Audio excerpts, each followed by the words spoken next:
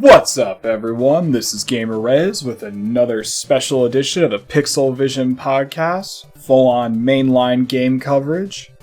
This time we're taking a look at all of the mainline series of pretty much almost every game covering the Castlevania series. This is part 1. We'll be looking at the classic 8 and 16-bit games. Hope you enjoy. Alright, everyone, welcome to the Pixel Vision podcast. Why do you guys introduce it? Because I've always wanted to. It's my dream since a child. You knew this was gonna exist. You know, that's about what I expected from you, from the size and scope of your dreams. On the Pixel Vision Podcast, episode 10, talking about Castlevania. We reached a whole 10 episodes. Isn't that amazing? No. Yeah. We tried this much. This. Try about as much as This Konami much. is trying with Castlevania right now. Don't spoil it. So we're talking about the Castlevania series. Before we dive into that, let's introduce everyone. I'm DeftBeck. Again, it's like just taking control here. I'm Rez. I'm Melora. And I'm Shadow. Welcome back, Shadow. This is your second episode. Yes, it is. This is Melora's third. Well, you've been in. Yeah, you're in episode 8, 9, and now 10. Ooh, What do you do? Stamp their hands? The Yes. little membership card? Yes. If you're in 10 episodes, you get an extra episode for free. You get free grapes. Well, every episode is free. We can't tell them we're actually taking money for this. It's illegal. Not with that attitude. Start the episode. So, Castlevania, the venerated game series in which you are often the member of Belmont clan, in which you have to go and defeat Dracula by Right. virtue of your magical whip that has the power to defeat Dracula. Sometimes not other the stuff. not the first whip anyway. I mean, you don't get that whip right off the bat. So, where did Castlevania originate? Melora happens to be a Castlevania expert, so we're going to lean on her for the majority of the episode, I believe. Don't lean on me too hard, I might fall over. Yes. Speak up a bit. Okay. So, Castlevania. Speak up a bit. I actually, please forgive me when I say that I don't know, like, a whole lot about how the game began. Series. Does anybody really know how the game totally began? Well, the original game was Haunted Castle for the arcades. Right. So it was later renamed. Actually, the Japanese title is Akumajo Dracula, or Evil Castle Dracula. Yes. Yes. But it That was localized as Castlevania. Castlevania for the NES version. Sure. Before that, there was Haunted Castle, which was an arcade game that resembles Castlevania in a lot of ways, but isn't necessarily considered. And it's still canon. It's But just they don't- designed to eat your quarters. Yes, So, it's a What very- arcade game isn't? no, It's this- obscenely hard. this- is what it's it just is. really hard, yes. and it Lots just, of enemies popping out of nowhere that you have to memorize a lot of things. It's an hour long. So does it still have like the side-scrolling Yes. gameplay of Yeah. hitting zombies and skeletons Oh, yeah, with your yeah, whip and that's all everything? still there, but and it's just- still have the items that And the use story your is hearts. completely different. Basically, like, you're about to get married in the beginning. Yeah. And then Dracula swoops in and steals the bride, and you have to go and rescue. Reminds me Oh, of they Dungeons wanted and that. They wanted that ghouls and ghosts money. Yes. Essentially. Yeah, that's it. All right. So now we know why I got a more original idea afterwards. Is it was just blatantly stealing from that. But Less because original. a lot of the money was coming in from the Famicom, so they decided to go and make basically a Famicom version of Haunted Castle, which later became Akumajo Dracula, and then became Castlevania. Castlevania 1 is a very famous game. Never necessarily played any depth, but it basically went and made the foundation of what we consider to be the traditional Castlevania formula that was later iterated on. Yeah. Well, the traditional Castlevania formula was essentially just side-scrolling gameplay that was done by linear level structure. So you kind of just taking off the basic concepts of Mario and Mega Man. You start the level, you go to, for the most part, you go to the right. Until eventually you start going upstairs and stuff, where it kind of goes around. But the main goal is to get to the end level, fight the boss, move on, and your main methods of attacking are your whip, which starting can only hit in one direction, and your special items, which... The whip couldn't. The whip couldn't go in all. The whip couldn't go in 8 directions. No, I So, said only one Super direction. Castlevania. Yeah, no, we're not getting that. I said only one direction, and then Okay. your items, which would be holy water, cross, knife, I You can believe, upgrade the whip, too. axe.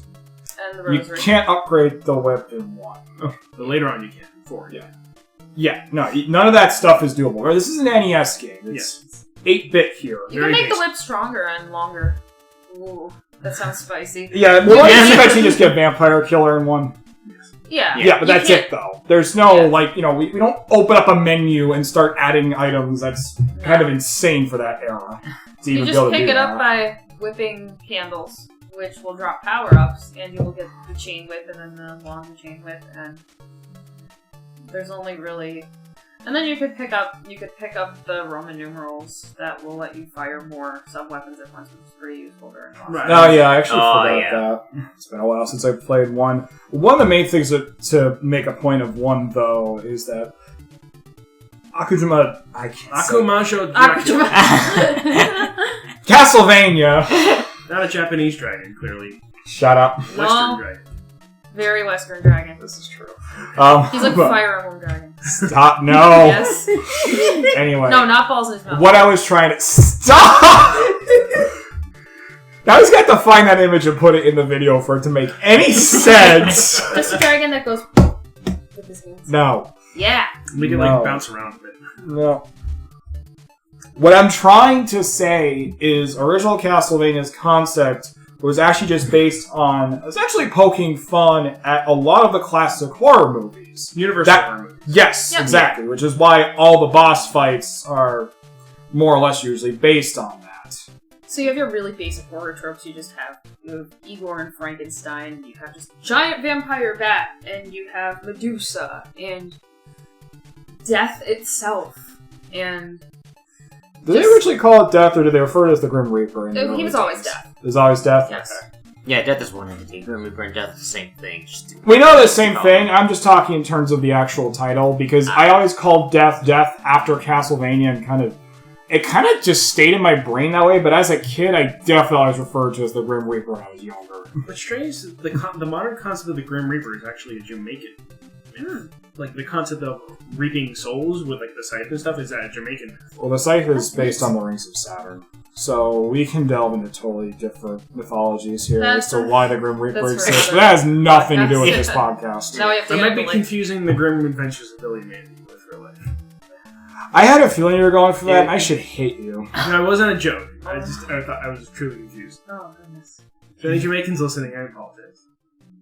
Or Grim Adventures of Billy and Mandy fans. I was never a side-scrolling Grim Adventures. There was the beat 'em up. It's a different episode. Yeah. The game theory time is the Grim Adventures of Billy and Mandy actually loosely related to Castlevania. Well, if you look here, you can see that maybe there is actually references to Grim. And with Simon death. was in a coma the whole 30-minute animal. Billy imagined the whole thing, and then he went to therapy and had a lobotomy. Yes, but Castlevania... Trepanation of the skull and you. Billy and Mandy pilot for those, the uninitiated. You gotta stop doing that uninitiated thing. People have Google. It's my catchphrase. People have Google. You know that. Or you're just You going have to Google- This podcast isn't for people TFY living 30 years ago. They'll be very confused. It's still courteous to someone listening to explain the basic concept of something. Well, I'm not courteous. So anyway, Castlevania 1 has been ported to many different systems, such as the Toshiba X68000 computer, which was essentially a home PC for the time, or Windows predecessor. Before everyone had Windows, they had different kind of home computers. Yeah, and the Sharp, I believe. Yes. Yes. The Sharp X. Sharp X68. Sorry, it was the Sharp X. Sharp X68000, yes. Neither of which ever came out in America. Yes. Nope. And to get one now is obscenely expensive. I think we mentioned them back in the Toho episode. Yep. Yeah, we did. Yep. We did. X68000s are ridiculously expensive, and even when I was in Japan, I saw Vampire Killer was still over 10,000 yen. Was there ever I a port of believe it. Castlevania to the MSX? Huh? Yes, there was. Yes. Yes, actually, another that's one. a good thing to mention. That's another one. The MSX being basically Microsoft trying to make their own kind of home computer with Japanese companies. So then, Shadow, you said Castlevania 1 was among your favorites of the NES games.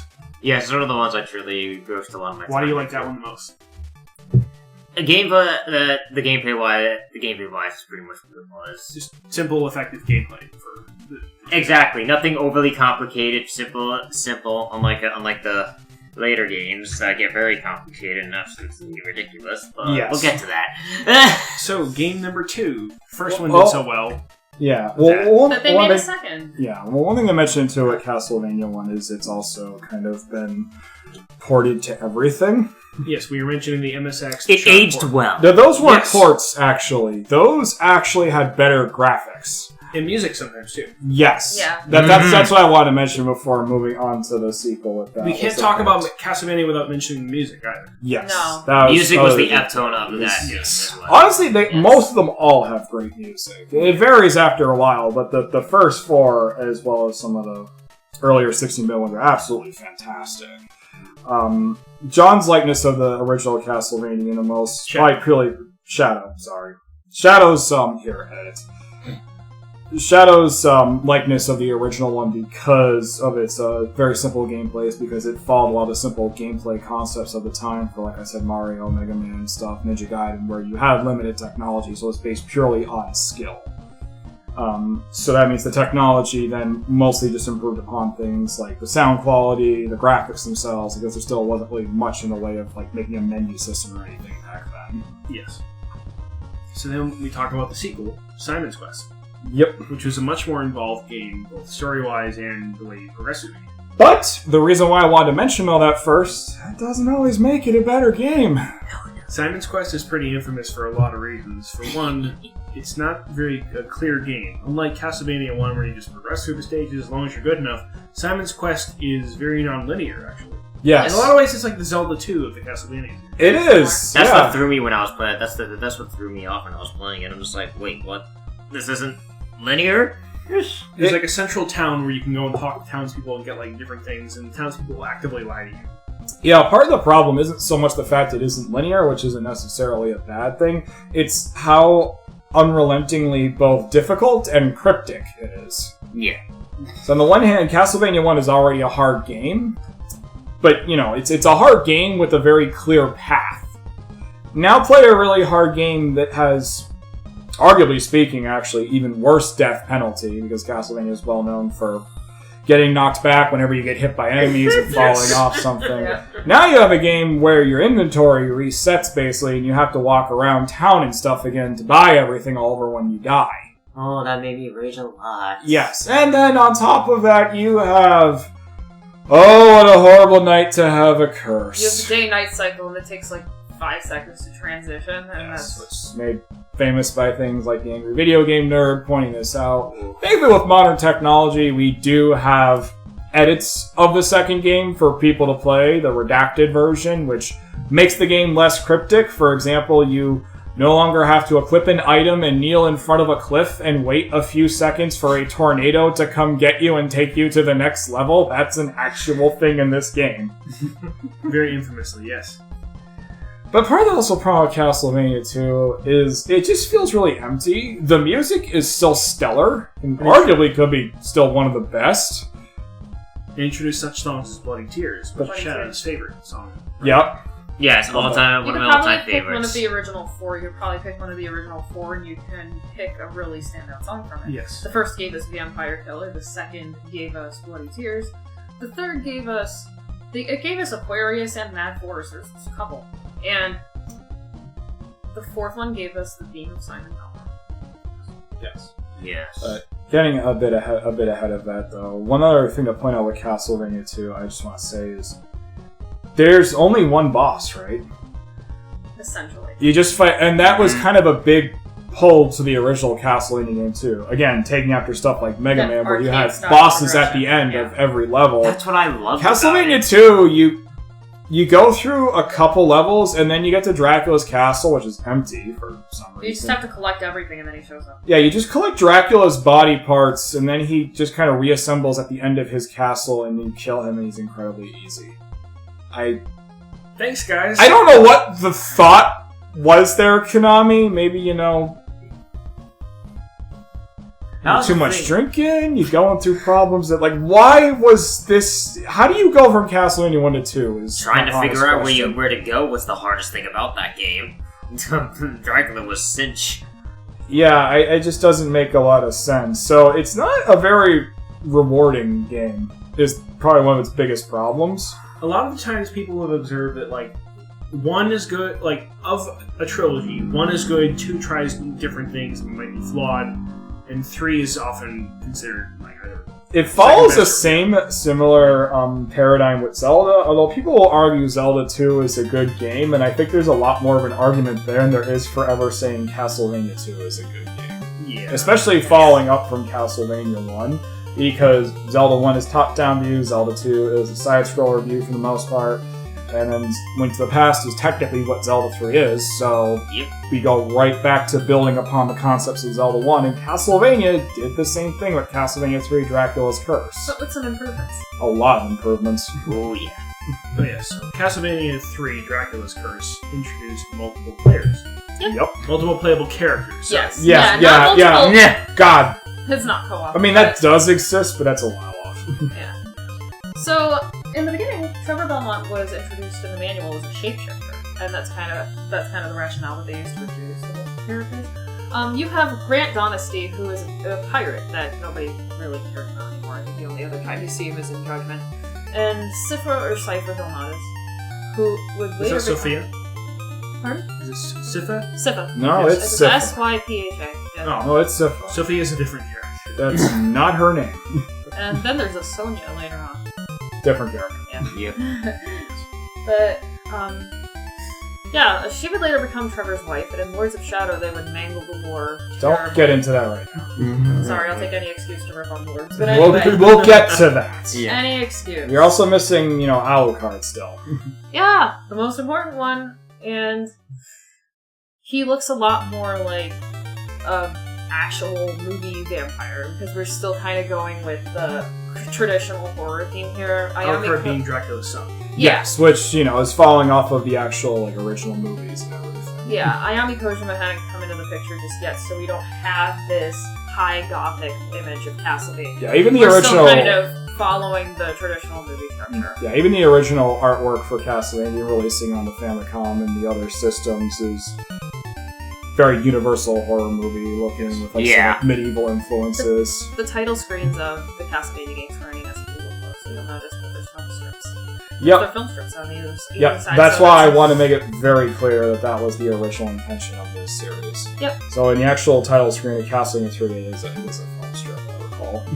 Yes, it scrolls. Yep. Yes. Which I never knew that, because I first played this emulating it and didn't really get that feel. I guess you kind of get it more from actually playing on a CRT. Mm-hmm. I couldn't really tell, because you don't see the roundedness. Yep. Yeah. And then from there, after the NES was done, we had... Well, we didn't talk all about Castlevania 3. No, we didn't No. It's not just playable, it's not just multiple characters. There's more to this game. Yes, go on. There's branching paths, too. Yep. You can go on. You can wander through different parts of the castle. You could skip some entirely. And you can end the game with different characters than you... In multiple playthroughs, you can just go through and play with one set of characters, and then just end up with a different one next time, depending on the path you take. Yeah, and each character, they're not just clones of each other or anything. They all have their own special abilities. Grant can go really fast! And, Alucard can turn into a bat. and Sypha uses magic, Yeah, so like fireballs and stuff. but she's also weaker. Yes. Wasn't there something on the recent thing on the Switch that did off that? Yes, I'm going to get to that. That's Okay. supposed to be in the present. Because technically speaking, Konami hasn't made any Castlevania games that are worth talking about, so yes, we will be getting into Koji Igarashi without even introduced him yet. Any case. Yeah. So, the only thing with Castlevania 3, I would say that is not really a drawback, but Castlevania 1, 2, 3 all still kind of, once again, did the Zelda Mario thing, where it's the same boss. It's going to be that way for a while, so Dracula is the endgame boss of 1, 2, and 3. And then, before we get right to the Super Nintendo, though, there's something else to talk about, and that was Japan only, but isn't now. We've gotten some parts of it. But another Japanese, well, the Japanese only concept, it was a Japanese only game, is Rondo of Blood. Yes. Which is on the Sharp X. Wrong. Sorry, it was on the... PC Engine. Yes, sorry. PC Engine. Which is the Japanese name for the TurboGrafx 16, is what we got in the West. And I think Europe. Is it called that in Europe too? I think it was, right? Was Europe called the PC Engine or the TurboGrafx 16? That I'm not sure offhand, actually. Well, I'm sure how gamers will know. Regardless of that fact, though, that went back more towards the original formula of 1. It had improved graphics, but still had the branching paths. So you had only one playable character at first, so there is an unlockable character after you beat the game the first time.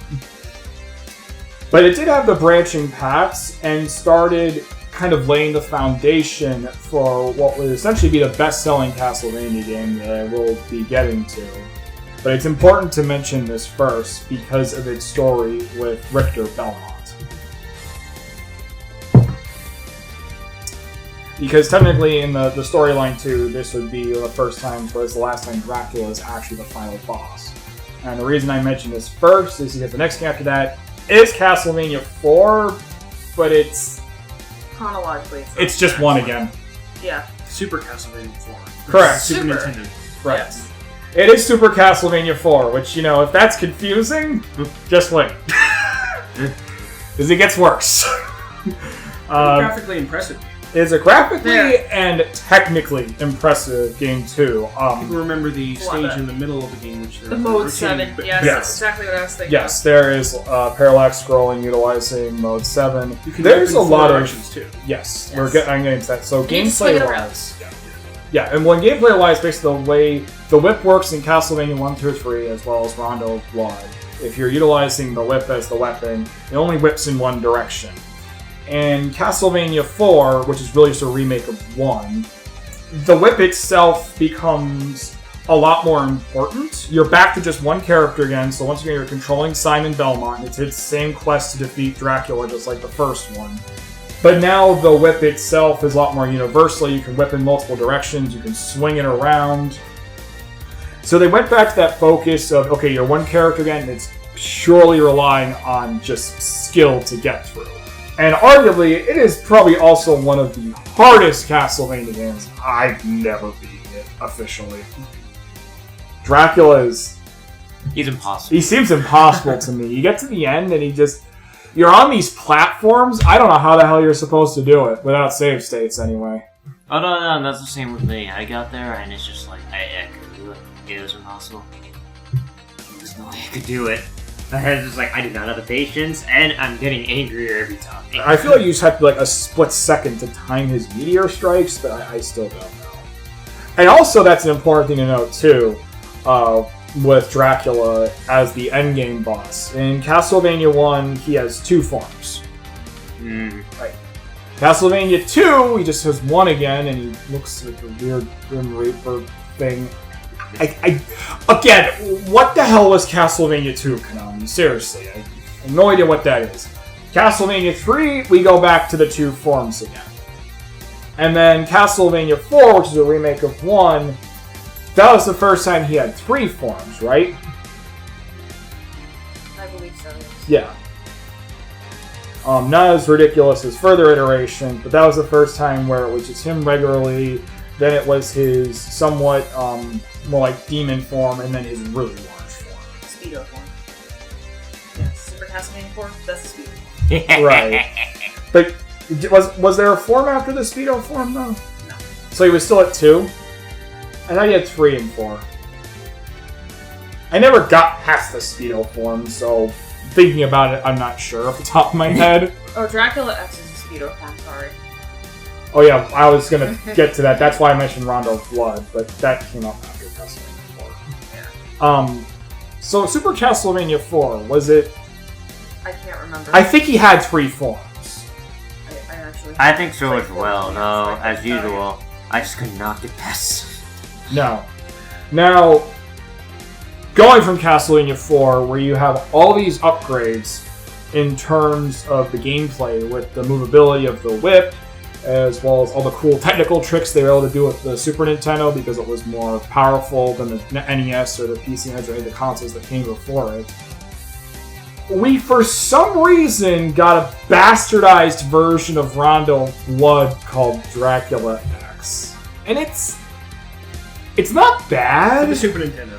Yes, it is. It's not bad, but it's a step down from the PC Engine version, which honestly doesn't make sense. The Super Nintendo is more powerful than the PC Engine. by a decent amount. But also, it just feels like a more watered-down version of Rondo of Blood.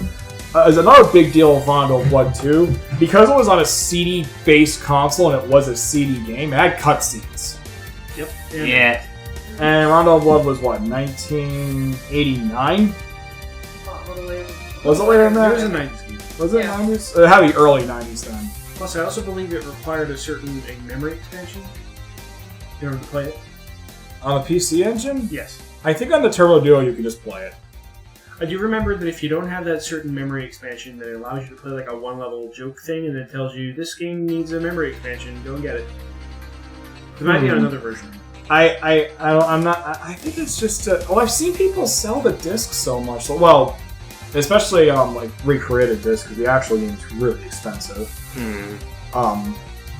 But Dracula.exe itself, anyway, still doesn't have those cutscenes, which is understandable because you're back to cartridges now, whereas the PC engine at that point was using discs. But also, it's missing the dialogue, and it's overall just kind of a more mediocre version of Rondo of Blood that plays kind of more like Castlevania 1, which after coming from Castlevania 4, and even 3, just feels like a major step backwards. Yeah. The music's still good, but not as good, you can tell. Graphics aren't as good. Like I said, there's no cutscenes anymore. And there's no branching paths, I don't think, in Dracula.exe either. So it's linear again as well on top of that. Oh, it's okay. So the Turbo Duo version of Castlevania Rondo of Blood, if you don't use the RAM upgrade and the new BIOS system chip, it lets you play like a joke level, and then it tells you to go and get like your extra thing to play. Okay, when did that come out? I believe it was. Well, the console itself came out in the early 90s, so 1991, 92. Yeah.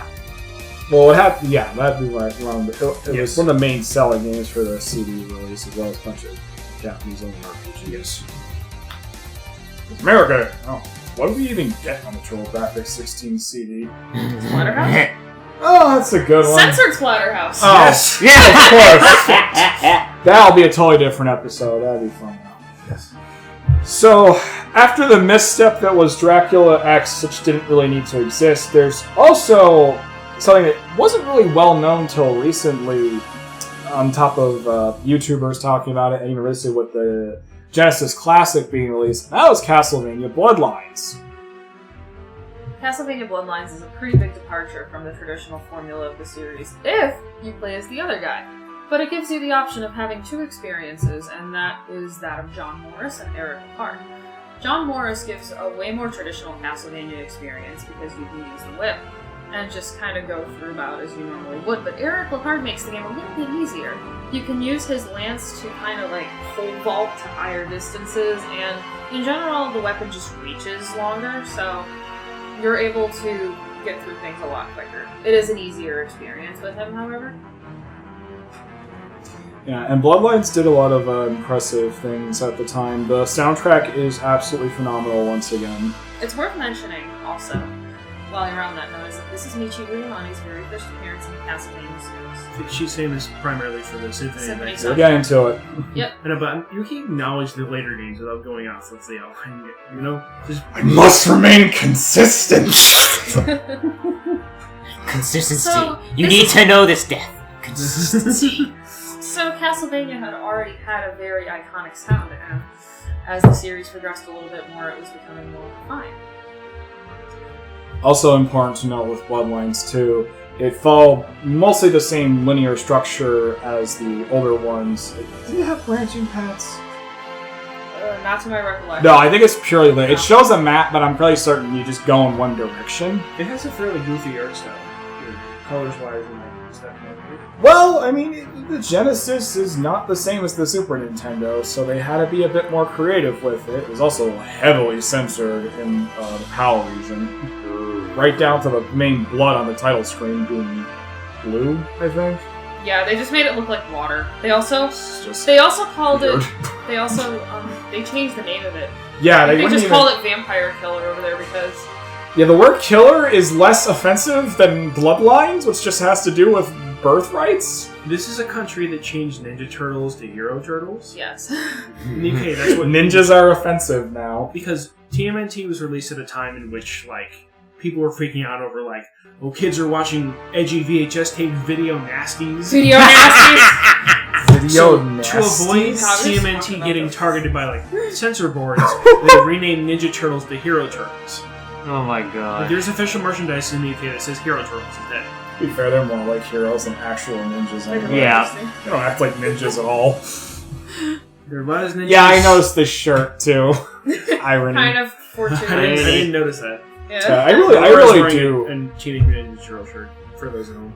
Yes. I really do like Bloodlines, though. That's probably one of my favorites.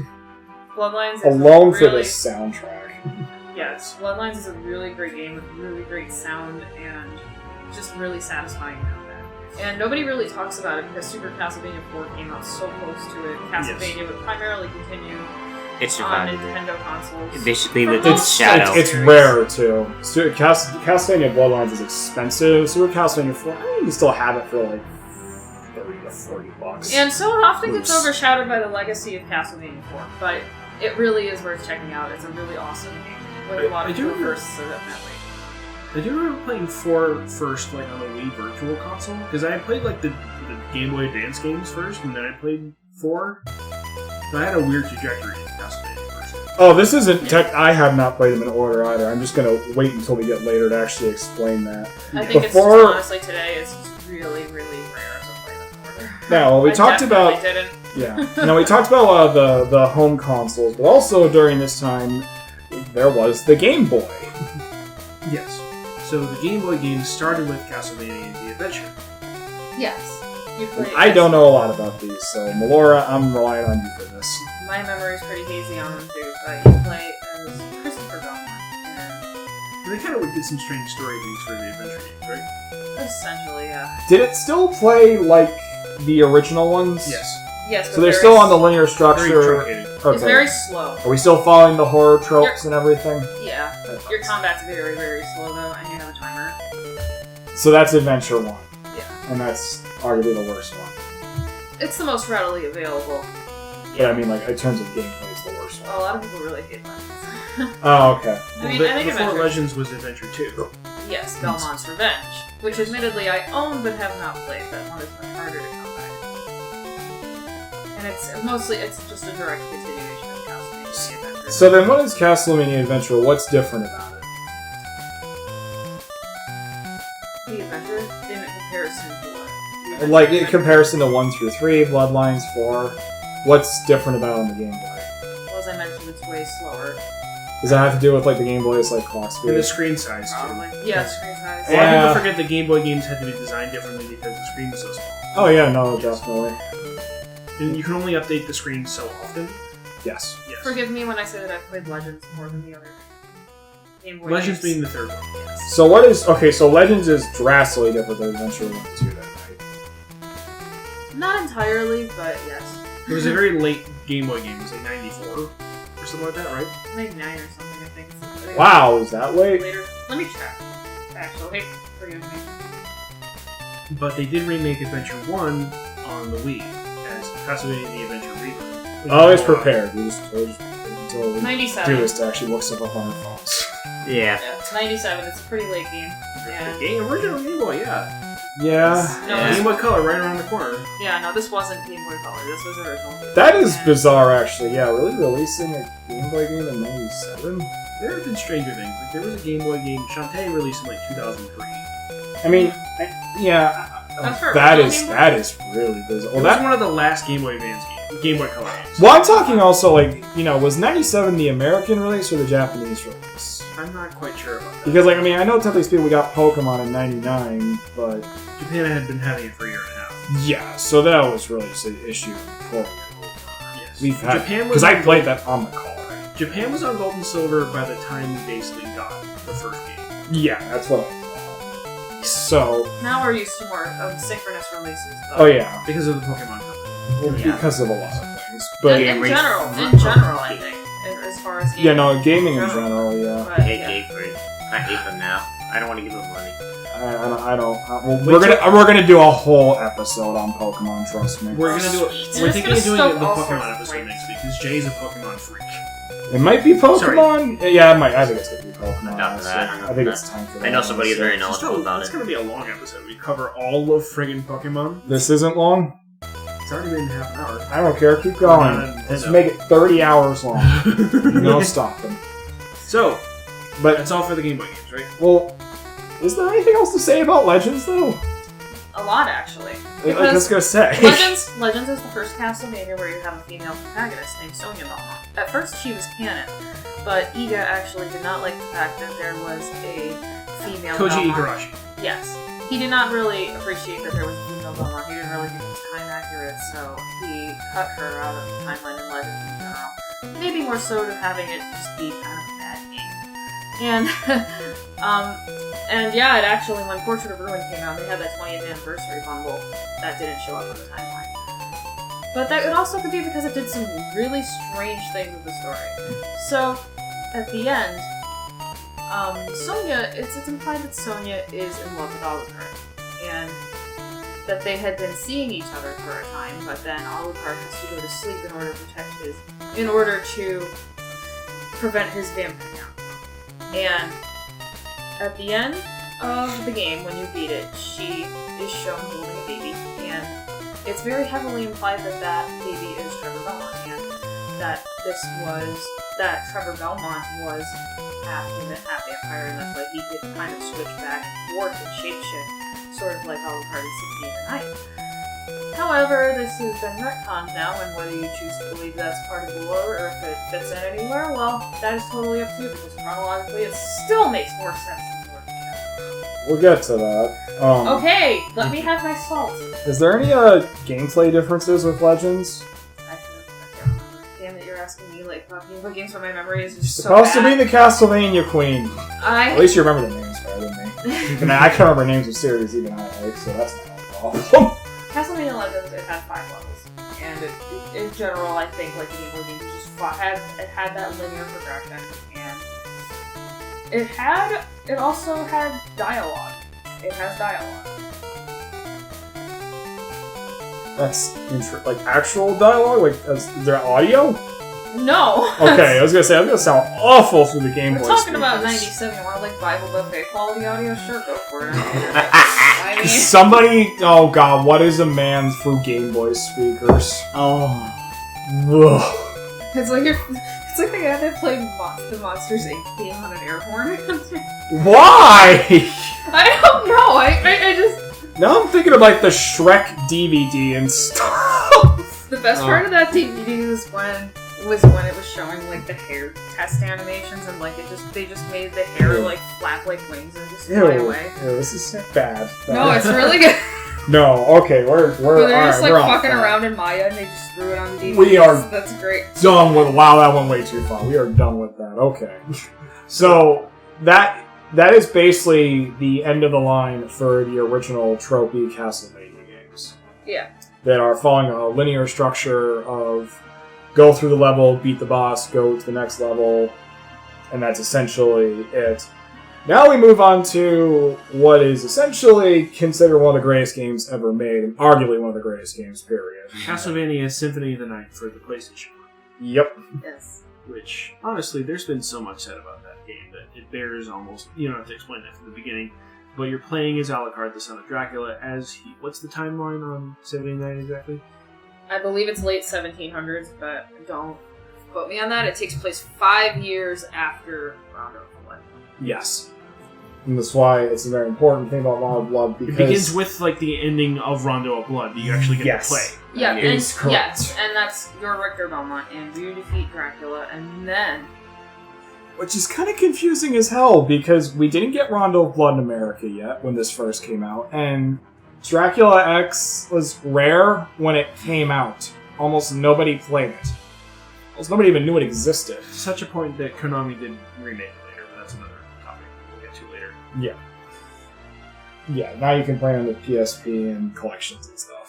So Symphony of the Night was the origin point of what people, popularly to some people scorn, call the Metroidvania format. because these games went from being stage-based action platformers to following. You're within this area, and then you go and explore the area and go to these certain areas and go and gain new abilities, and then we'll progress and defeat greater and greater monsters. Yep. So similar to the Metroid series. And the reason for that was because of the director, Koji Igarashi. Or Iga, as he's known. Yes. Well, programmer turned to director. Yes. As Konami basically said, you're in charge of this one. Yes. And he did what he wanted. That game, it's a very rich game. Yeah. There's a lot to unpack about it, though. For starters, is the fact that now we are incorporating RPG elements into Castlevania, so you can level up in Symphony of the Night. You also have an inventory. You have multiple weapons to choose from. Yep, you can collect items, you can choose from an inventory screen.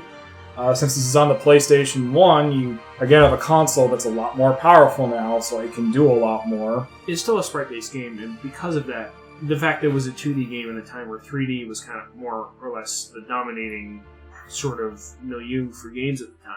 It was overlooked at the time, but then it became... It still made best-selling, even in America. I'd say it wouldn't necessarily have gotten as much attention among people as like Final Fantasy VII. No, it didn't. It was a great not legacy. It was not a game played by newbies. Yes, I feel like it got really popular, later in the years. Is what happened. Yes. Just I showed think up. that's because of the GBAs, which we're going to get to soon. I think a lot of people went back and played Symphony of the Night when it got more ports. Oh, yeah, I didn't even own a PlayStation 1. I never played it when it came out. Same. Symphony of the Night also came out on the Sega Saturn as well in Japan, Japan only, I should say. It doesn't look as good because of the way that the Saturn does 2D. There's a lot of extra features. That's debatable if it doesn't look as good. It depends on what your preference is for how sprites and dithering and stuff are handled. Mm-hmm. To other people, disagree with that. But it does have some extra content. Nothing really story-focused, though, I believe. But you can't play... There's an extra playable character, too. Right, Maria? Sorry, Melora? For which one? For Symphony of the Night. Symphony? Yes. On Saturn. In Saturn, you could play as Maria. You could Yes. also play as Richter by entering their names. Yes. Now, another thing about Castlevania Symphony of the Night is, in terms of the music, this was the return of... What's her name? The return of... Which one was this again? Composer for Symphony of the Oh, Night. Mikuru Michiru Yamane. Yamane. Michiru Yamane. I'm bad at Yes. names. That's just not my thing. So I need to rely on you for that. Right. So, and this is probably also the most famous Castlevania soundtrack, next to maybe one. Because it was very lushly orchestrated. Yes. It was. Right? Yes. And she has a flair for the classical.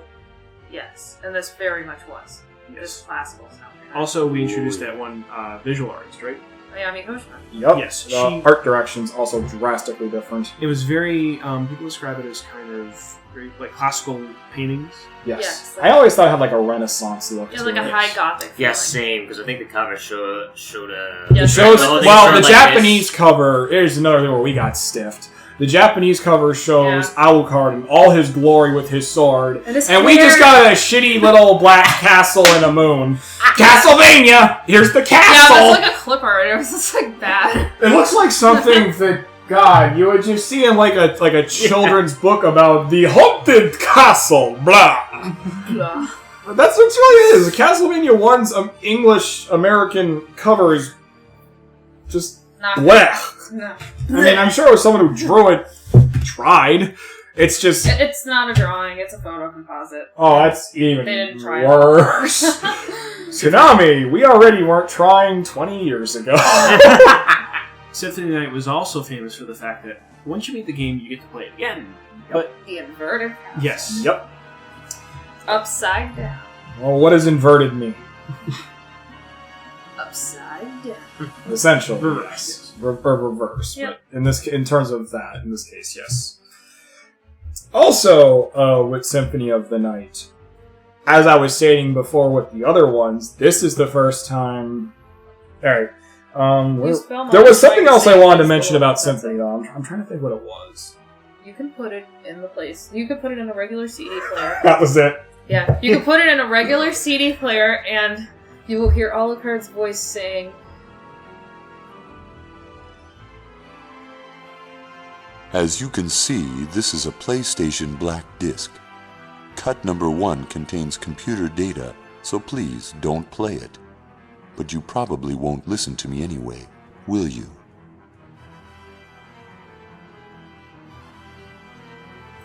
Now, this one was a little bit cheekier because you get to hear the actual voice actor for Robert Belgrade. Belmont. That's how you say it. I think he's in a band now. I think you're able to hear him say, as you can see, this is a PlayStation Black Disc. Cut number 1 contains computer data, so please don't play it, but you're probably not going to listen to me, will you? And then it plays like a funky mix of the first stage thing. So you are going to listen to it. Yeah, you can't actually listen to one song with the PlayStation disc somehow. Yeah. I mean, it is just a compact And I disc. didn't read that off anything, I memorized that. I'm pathetic. Now, I remember my cousin showed me that actually when I went over his house years ago. This was still, like, well after the game came out, but he was just playing his copy that he probably got for way cheaper than what it goes for now. In, like, the early 2000s. There were a lot of games that did that game because of how the discs were mastered. Yep. Yeah. Well, they're just compact discs at the end of the day.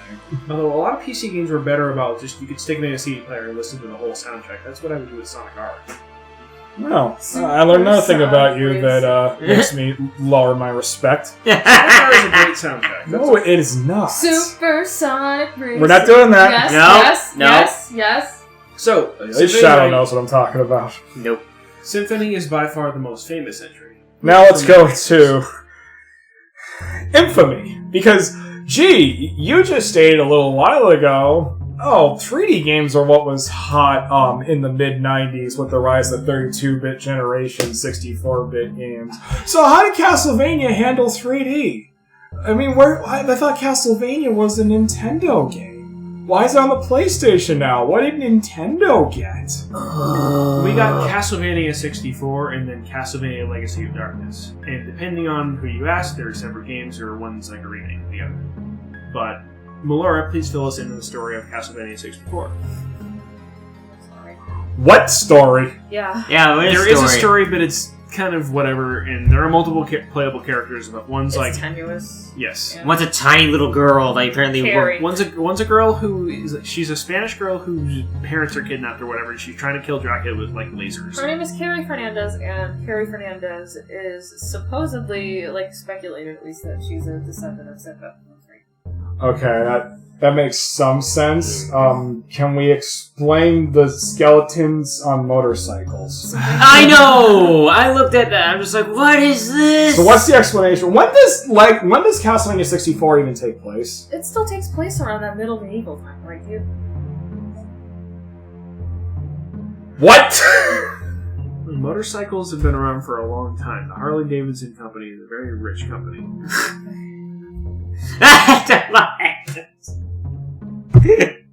Oh, 1852. Oh, I'm sorry. I must have forgot about when King George rode a fucking Harley. Look, history is written by the victors. So what you're saying is Harley Davidson actually goes back to an ancient family. Yes, Queen Harley and King Davidson. Oh, okay. That would all make sense. Did you fall asleep in history class when this was covered? Yes. Actually, I was totally wrong, and it takes place in 1852. And I really still don't think that motorized small things were terrible then. No, we didn't have cars yet. They still had, what are they called? Oh my god. Horses. Carriages. I was like, the But carriages. this game- What is actually- attached to the carriage? Those are also Is it a human? Wow, that must be really tiring, Shadow. But what this game does have is a bad end. Yeah. If you don't get to the end fast enough, you will be turned into a vampire. See, at least you can stop playing the game long before that, because it isn't very good. No, the Yeah. game is actually very painful to try to play. It's early 3D controls that are nowhere near as fluid as Mario 64. Finding a giant skeleton is not really my cup of tea, but I'm just like, why is there a giant skeleton here? Isn't there a giant skeleton with a chainsaw, too? Yes.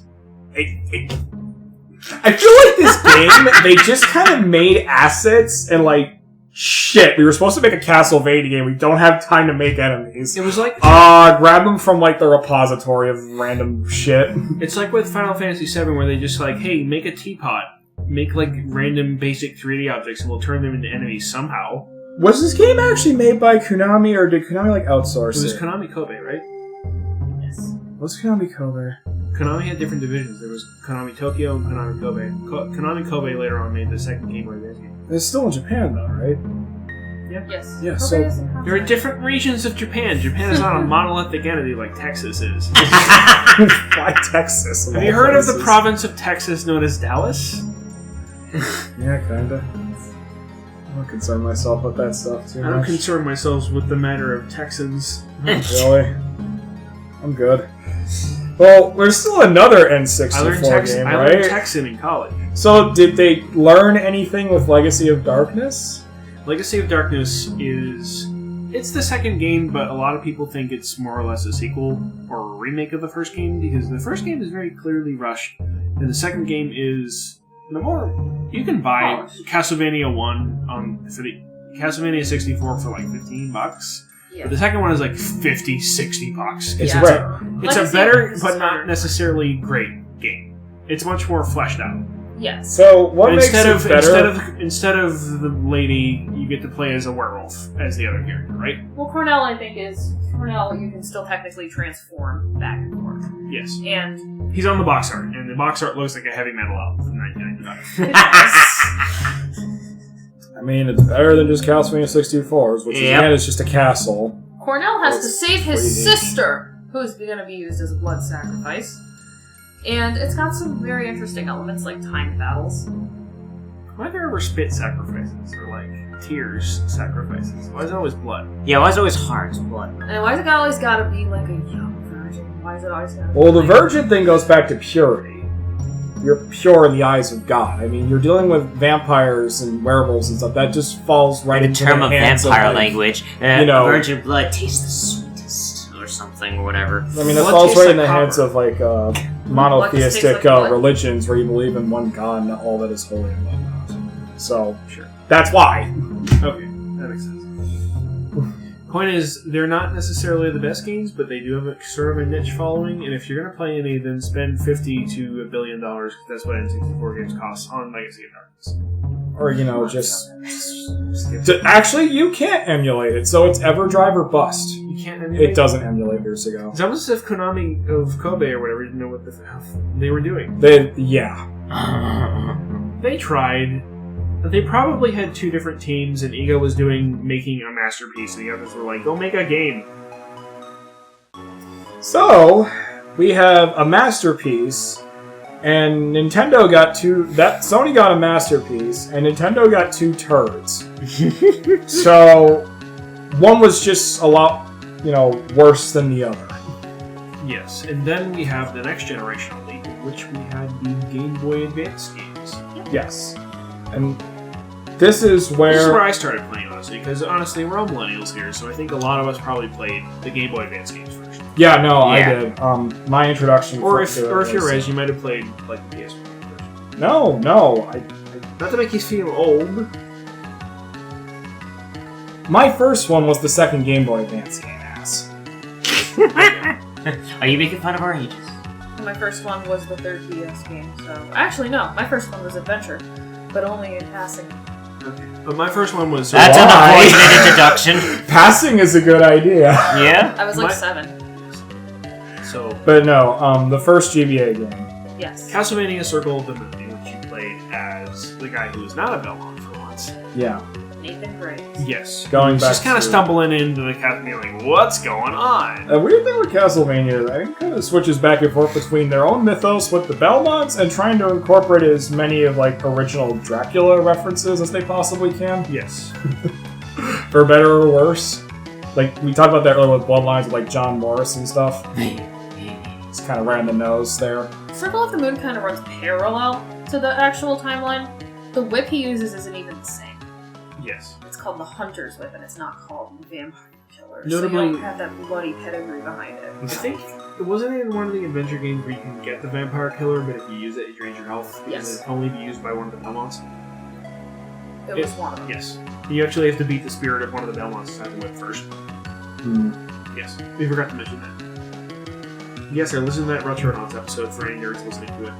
'Cause They Okay. talk about Castlevania a lot, so I remembered a lot of the kind of older game stuff from what they were talking about. So So Circle of the Moon was a return to the Metroidvania style that Yes. the PS1 Castlevania Symphony of the Night knocked it out of the park with. Even if it wasn't as popular in America yet, it sold fantastic in Japan. Yes, Circle of the Moon was notable because the power system was very unique. You collected these cards in the system called the DSS system, in which you had, I think, you had 2 sets of cards. One would determine like the You would have planets, and then you would have mythological creatures. And there were 13 of each, and you can combine them in different ways to get to their powers. yes, I think the planets govern functions, and the creatures govern exactly which elements you're using. Yes. Notably, this system was also completely broken because you trigger it with the L button, but the character glows, and if you pause right when he's glowing, you can actually go to the menu and then switch it over to a card you don't have, and then you can use the power. Oh my god, That that I didn't know. That works on. I don't think it works on like any later ports of it, but basically it works on the original versions of the game and breaks the game in half immediately. Actually, I don't think Circle of the Moon has any ports. That might be one of the ones that still you can only play. It was only on the Wii U Virtual Console. That's technically not a port. That's an emulator. They That's might still the Game Boy Advance version. I do remember that they got fixed somehow. Well, they can modify the ROM. Circle of the Moon also did. It started the trend of let's recycle Symphony of the Night sprites. Oh Yeah. my god. A little bit, yeah. Not as bad yet, but yeah. Especially because, for starters, the Game Boy Advance still wasn't as powerful as a PS1. Yeah, you still kind of had that rudimentary look about it. GBA was it was considered a 32-bit console, but it definitely couldn't do as much as a lot of the older 32-bit systems still. It pushed itself pretty far. I think where the GBA was probably the weakest was also in the sound department. Oh, Even though it yeah. still produced some great sound, don't get me wrong, it still wasn't on like the PlayStation 1 level. Partially probably due to playing through its actual speakers, because I think the actual audio chip for the GBA is really good, but through the GBA speaker it just doesn't sound as good as where you say just use headphones or like connect it to a stereo. Yes. Which is a shame because Circle of the Moon, I believe, was also again the same composer as Symphony of the Night. Is that correct, Melora? I believe offhand, yes. Although the Game Boy Advance, because it did not have a dedicated sound chip to play it off of the system board, so the sound wasn't necessarily that great. Yes. A lot of Game Boy Advance games have that problem. It sounds a little tinny. Yeah. The compositions might be good. and No, play them Circle on of the Moon is Taro Kudo. Oh, was it? Yes. Okay, that makes more sense. Oh, wait. No, she doesn't return until the third one, I think. I think she was in the second. You know, yeah, sorry, right? Aria of Sorrow's the third. So the second one is Harmony of Dissonance, which Harmony of was- Distance, I know, I is don't not think composed by her. she. Yeah. Harmony of Dissonance. Actually, it was. No. I was right, so she did compose Circle of the Moon. No, Taro. No, that guy Taro Kudo composed Circle of the Moon. Yamane worked on Harmony of Dissonance and Aria. Yes. Really? Yes. Oh, Joe from GameStack is wrong, man, because I was quoting him. He was saying that she didn't work on Harmony of Dissonance and why he disliked the music of Harmony of Dissonance. Which I personally like the music of Harmony of Dissonance. She was one of 2 people who worked on it. Soshiro Hokai is the other one. So it was a split effort. Sorry. So that one was a split effort. Yes. And Circle of the Moon was It just... wasn't entirely composed by her, but she was involved with it. Yeah, So that's probably why some songs are better than others. Yeah. Yes. And Ika didn't really like the music in that game either. And I mean, while it's not like Vampire Killer or Which one? Bloody Tears level good, like Which game? Harmony of Dissonance. Yes. Harmony of Dissonance. It's not Symphony of the Night or any of the really older sorts of standard good songs that we've been getting used to. It had that sound. It had that Konami chip sound, and Yeah. it was harsh, but it was really, there were still some good melodies. Well, honestly, I want to say this was actually my introductory game. Except the Merchant. That sucks. Oh, yeah. Well, I like the theme to the actual clock tower, Harmony of Dissonance, right before you fight the devil, which is the 5th boss. Yeah. I really like that song. Harmony of Dissonance is actually my first introduction to Castlevania, so I still think it's a great game. I don't really like Circle of the Moon too much outside the soundtrack. I do think it's superior, but Harmony of Dissonance kind of feels a lot like, let's combine, I would say, Symphony of the Night and Rondo of Blood, because that's pretty much the way it plays. Yeah. You're back to using the whip again. You're controlling a different Belmont this time. Justy or Just Belmont? Juice Day. Yeah, I don't know how to say names. Don't ever come to me how to pronounce anything. I'll fail you. Just a Belmont, who essentially is once again on his way to kill Dracula. I don't remember if Are Originated takes place after Circle of the Moon or if it takes place earlier. Is it a prequel or does it continue after that? Because Circle of the Moon has Dracula being resurrected. And Harmony of Dissonance, it goes again. Here's a weird thing, too. You're collecting pieces of Dracula again in Harmony of Dissonance, so this starts to admittedly show a lot of Konami recycling ideas. It does recycle Symphony sprites again. Not too much, though. But what I like about it is you don't get any different weapons. You're back to using a whip again. It does just whip forward. But you do have special abilities that you get by defeating the bosses. And you still are back on the weapons system, where you collect hearts and that lets you use your special weapon. There's a lot of repeat of some classic bosses in Harmony of Dissonance, like the Giant Bat, for example, comes back. Legion. There's like 2 different versions of Legion. I don't think Medusa is in Harmony of Dissonance. The giant statue is that's the second boss is very similar to the mummy, so those are there. And it leads into there's one extra playable character which leads into a betrayal story. We have to fight him, Maxim, and eventually you just end up fighting Dracula again.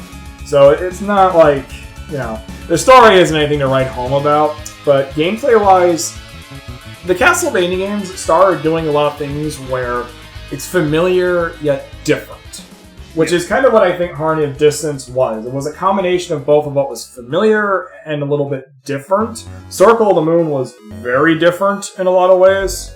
Harmony was kind of that middle ground. And then when we get to the third game, we go way different. To complete all the way to a totally different tone of the game entirely. RSL. Yep. Well, let me note that Harmony of Dissonance was interesting because the team behind it didn't know that it was going to be a Game Boy Advance game. They were basically making it as if it were a Game Boy Color game, and then they were later told that it was going to be a Game Boy Advance game. That's why it feels most back a lot. That's interesting, because it still looks really good. Yeah, the music isn't necessarily the best quality, but it's like composed well. Yes, I think that is a kind of misunderstanding, as I really think the music is composed well. I will say this too, I didn't have to deal with the Game Boy Advance's sound chip as much because I played it on an emulator. My first exposure to Castlevania was on an emulator at a friend's house in the beginning of middle school, my friend Anthony. I was introduced to that and Mega Man Zero in the same night, and I'll have an episode on that eventually, trust me. That's definitely my wheelhouse. It's actually pretty common. Sometimes dev teams between generations don't know the exact specs of the game they're making for the next platform, so they kind of just guess. But they definitely went all out in terms of 2D side-scrolling with the third title, and that's Aria of Sorrow. Aria of Sorrow is very interesting because, first, it doesn't set itself up with the Belmont story, or even any references to like the original Dracula information, like the Dracula character, like bloodlines, had some passing stuff like John Morris and everything. On top of that, it takes place in the future. Like the 20... What is the year that Aria of Sorrow takes place more?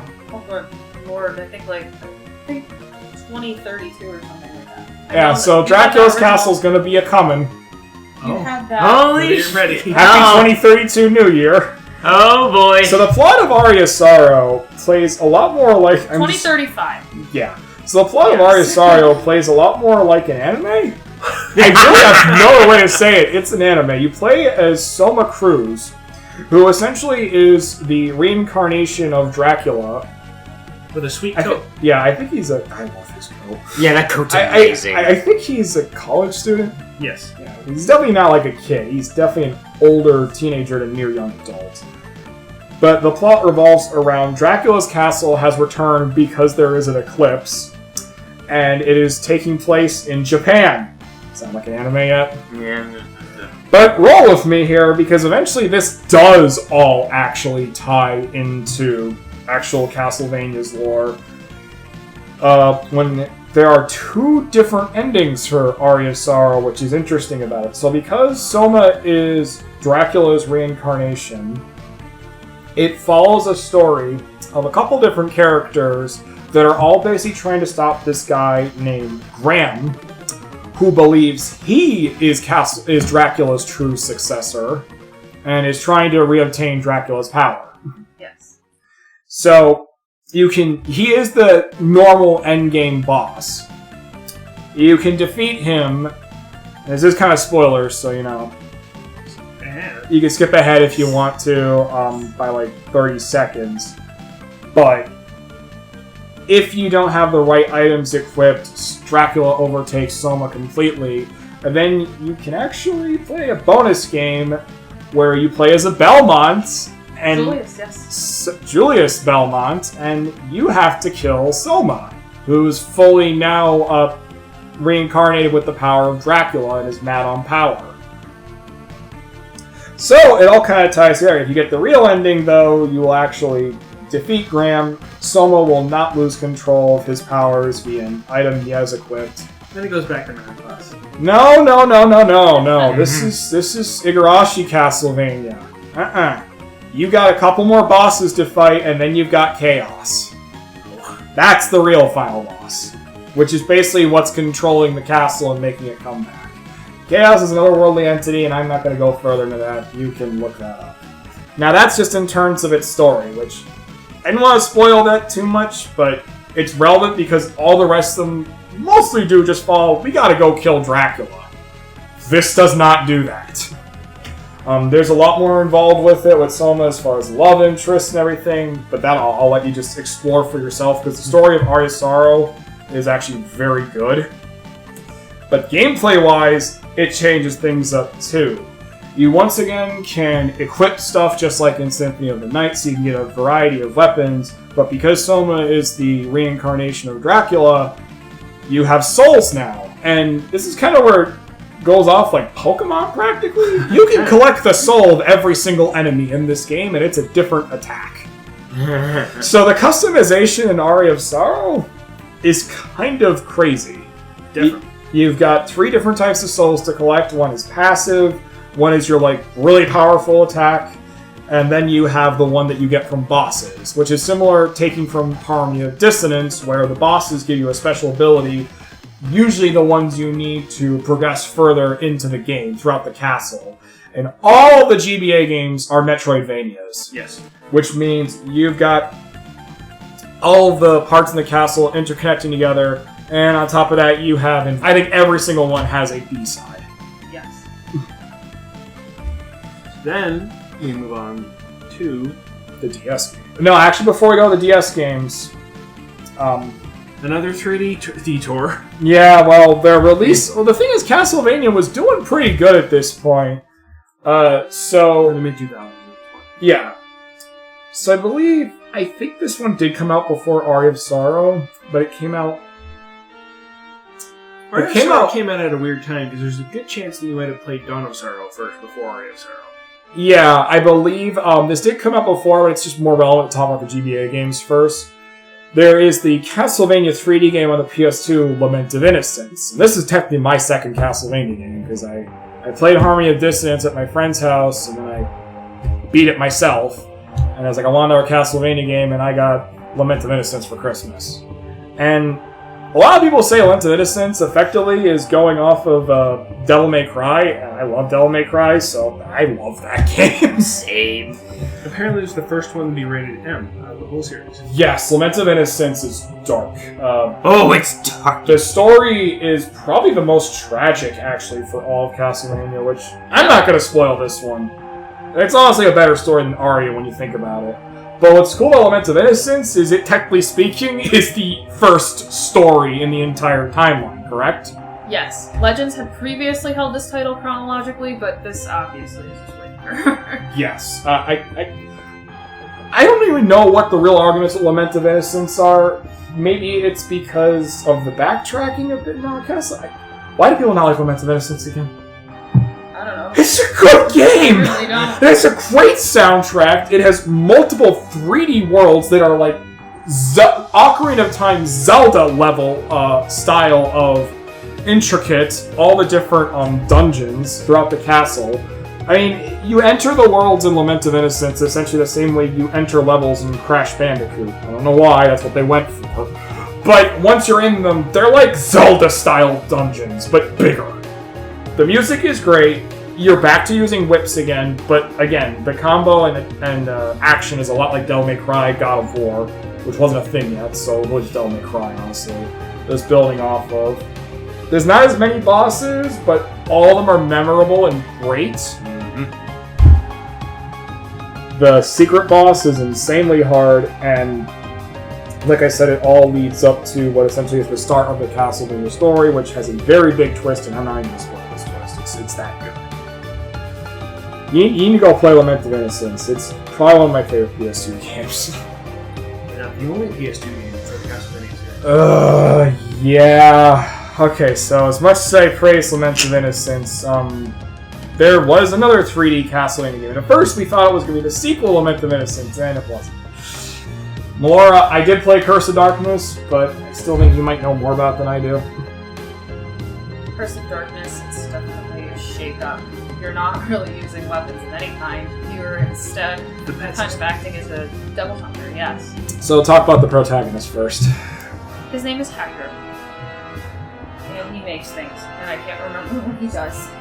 Oh yeah, this is the one. He's a Devil's Forge Master. Oh, thank you. He creates you can summon I think it has to do with the term basically summoning demons. He wants to be the very best. Like I want everyone loves. He used to work for Dracula, but then He got just laid kind off. of, yeah, essentially. Basically. And then I think he tells like somebody, I can't remember who, like the main villain says, I'm a Devil's Forge Master, and it's just like he's so cocky. He got to his performance and he was like, you know what, you can't get blood from the stone, I can't get blood from you either, so just go away. This also was one of the Castlevanias that has a comic. Oh, yeah. There's 2 volumes. I own both. Like a Western comic or a manga? A manga, yes. A manga, then. So yeah, so no, Marvel didn't write this. Oh, manga? I need Skip Beat Volume 2 for Christmas, Mom. No. There were only 2, ever. Okay, so Not what's the story of them then? So, Hector found out that animals would just kind of come near him and such. And Did you say his name first? Hector!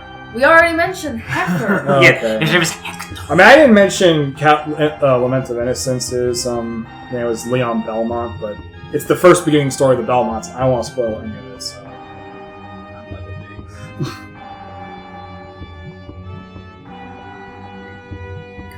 So, the animals decide to set the church on fire for him in his town because that's just Thanks, absolutely Fido. wonderful.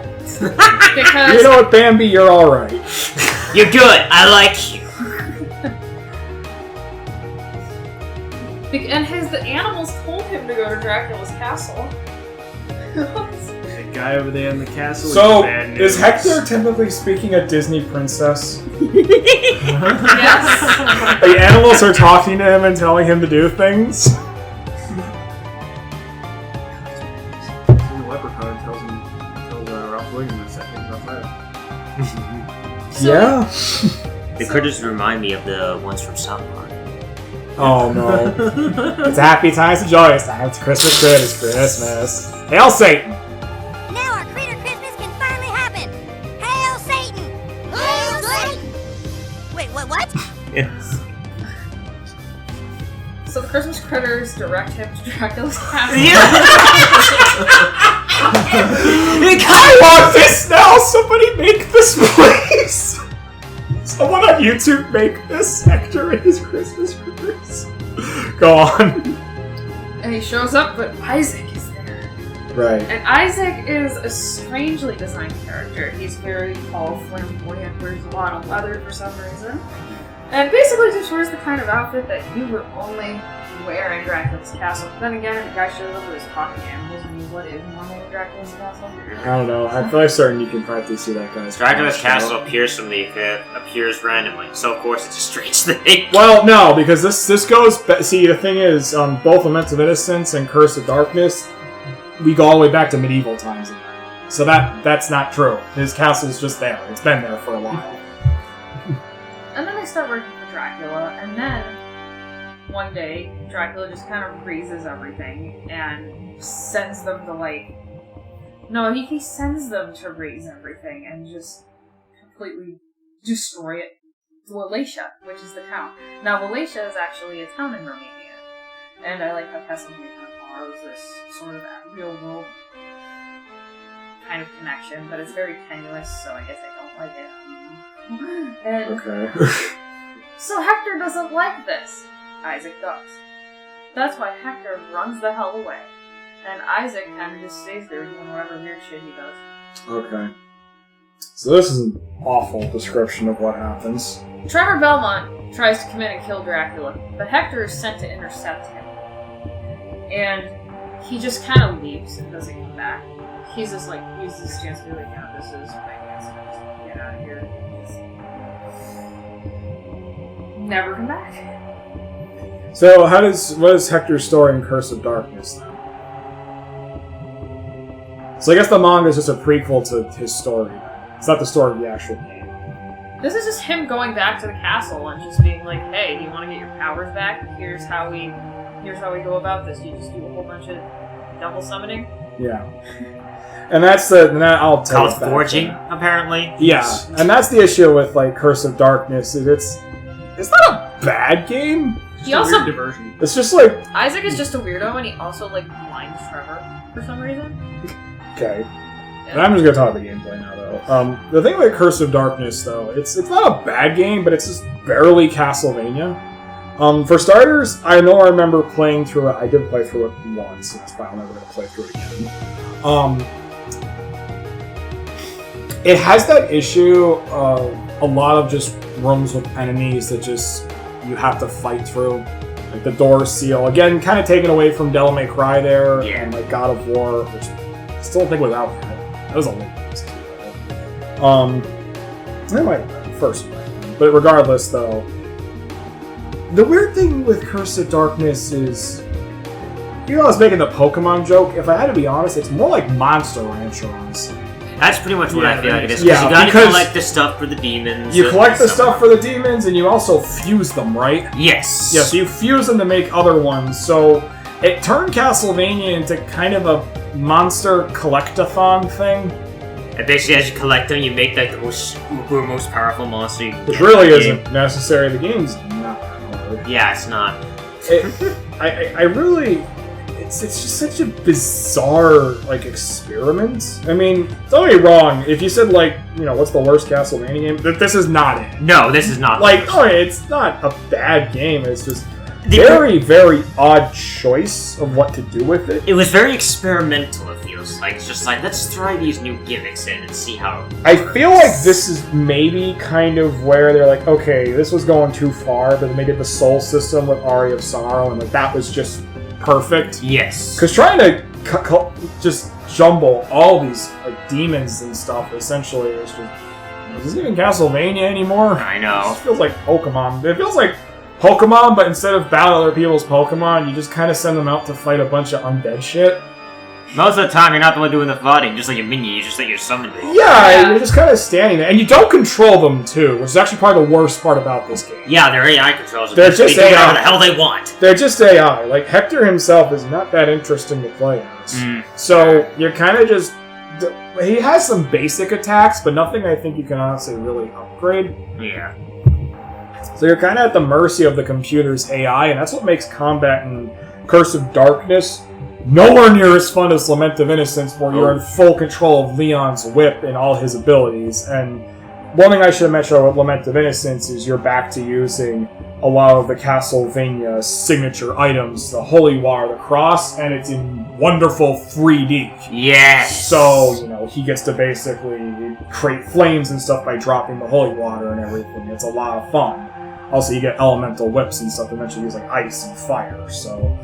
That's a lot more satisfying than Yes, my minion, go. Fight that horde of enemies, Dynasty Warriors. Oh, well, I kind of just stand here and just throw my hand at them now and then if they come too close. Because that's basically what fighting Curse of Darkness is. Yep. I think Castlevania just really has that kinetic aspect of it, where you just, when you're really moving, really hack and slashing it. Yeah, it's a game with close quarters combat and always was. I mean, you have some range attacks and stuff, but overall, you're supposed to be in control of the combat. When you give that over to the AI, I feel like it loses a lot. That was the thing. The battles were very lackluster. Yes, because of that reason. If you could actually, maybe possess the devil things, that might be cooler. Well, it'd be cool if they if the monsters turned into weapons that you could use. Yeah, that'd be good too. I mean, that's effectively the soul system from Aria of Sorrow. And there's not much else to say about Curse of Darkness. I'm not going to spoil the story, but it's nowhere near as good as I would say, honestly. Aria of Sorrow or Lament. I think that Curse of Darkness may have been an attempt to compete with Chaos Legion. What's Chaos Legion? Chaos Legion was the Capcom game that followed a very similar sort of system as the system in Curse of Darkness, where instead of the main character attacking all the time, pawns attacking. Huh. Did we get that in America? We played that together. Yeah, we did play that together. I remember that now. But yeah, you can see the similarities between the two. At least they're very same. Yes, they are very similar. I hate that when companies like intentionally take a property though that they own and just try to shoehorn mechanics that don't belong there to compete with something. Weirdly enough, Chaos Legion was based on a book, so therefore that might have been the original one. Konami might have patent it and then just made their own Castlevania version of it. Ugh. Well, they came out around the same year, so I think that might have been the situation. Well, Isaac's a cool character, at least. It's just I don't know. Or not Isaac, I'm sorry. No. Well, I mean, he is cool, but he's also terrifying. I meant to say Hector, the main character of Curse of Darkness. I mean, they could have made him much more interesting, but he was unique. One nice thing about both Lament and Curse, though, good soundtracks. I think Lament's is better, in my opinion.